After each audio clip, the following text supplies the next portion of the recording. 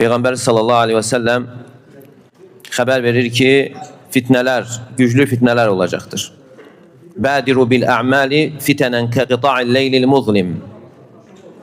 Qaranlıq gece parçası kimi fitneler gelmezden evvel əməllərə tələsin buyurur. Qaranlıq gece parçası kimi fitneler gelmezden evvel əməllərə tələsin. Yani o qədər qaranlıq fitneler olacak ki, yani insanın düşmesi asan olacaktır. Ve ona göre buyurur ki, yusbihur raculu mu'mina ve yumsi kafira. Yani bir insan mümin olarak sabahlayacak, kafir olarak akşamlayacaktır. Veyahut da mümin olarak akşamlayacak, kafir olarak sabahlayacaktır.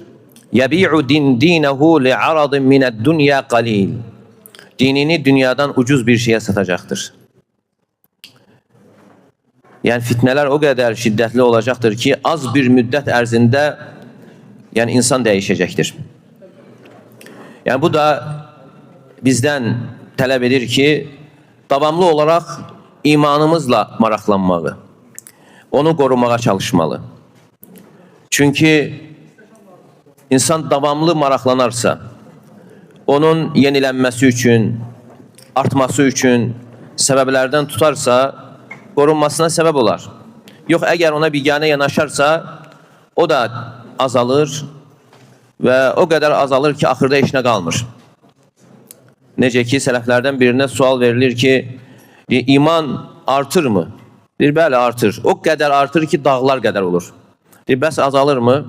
Bir azalır. Ve o kadar azalır ki ahırda işine kalmır. Yani imandan işine kalmır.